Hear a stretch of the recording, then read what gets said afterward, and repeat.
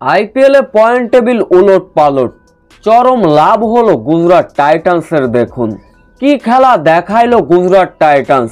Simran Hetmyer ঝড়েও শেষ রক্ষা হলো না রাজস্থান রয়্যালসের। বিস্তারিত জানতে ভিডিওটি না টেনে সম্পূর্ণ দেখার অনুরোধ রইল। আইপিএলে এদিন মুখোমুখি গুজরাট টাইটান্স রাজস্থান রয়্যালস। আগে ব্যাটিং করতে নেমেছিল গুজরাট টাইটান্স, সেই সুদর্শনের সেই সুন্দর ব্যাটিং।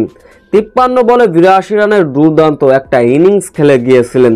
জস বাটলার করেছিলেন 36, শাহরুখ খানও করেছিলেন 36, যার ফলে রাজস্থান রয়্যালসকে 218 রানের মহালক্ষ্য ছুড়ে দিয়েছিল গুজরাট টাইটান্স।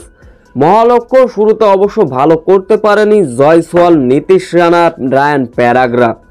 তবে শামসু স্যামসাম অধিনায়ক 41 রানের একটা ইনিংস খেলে গিয়েছিলেন। তবুও 10 ওভারে পার করে ফেলেছিল 100 রান দলীয় রাজস্থান রয়্যালসের। মাঝখানে অবশ্য রুদ্রমূর্তি ধারণ করলেন সিমরান হিটমায়ার। একাই দলটাকে জয়ের প্রান্তে নিয়ে যেতে চেয়েছিলেন, কিন্তু দুর্ভাগ্যবশত 32 বলে 52 রানে আউট হয়ে সাজঘরে ফিরলেন। তখনই শেষ হয়ে গেল রাজস্থান রয়্যালসের স্বপ্ন। 19.2 বলে 159 রানে গুটিয়ে গিয়েছিল তারা। এই জয়ের ফলে পয়েন্ট টেবিলে চরম লাভ হলো গুজরাট টাইটান্সের। চলুন এক নজরে আইপিএলের সর্বশেষ পয়েন্ট টেবিল দেখে নেওয়া যাক। একে অবস্থান গুজরাট টাইটান্স, তাদের পয়েন্ট হচ্ছে 8।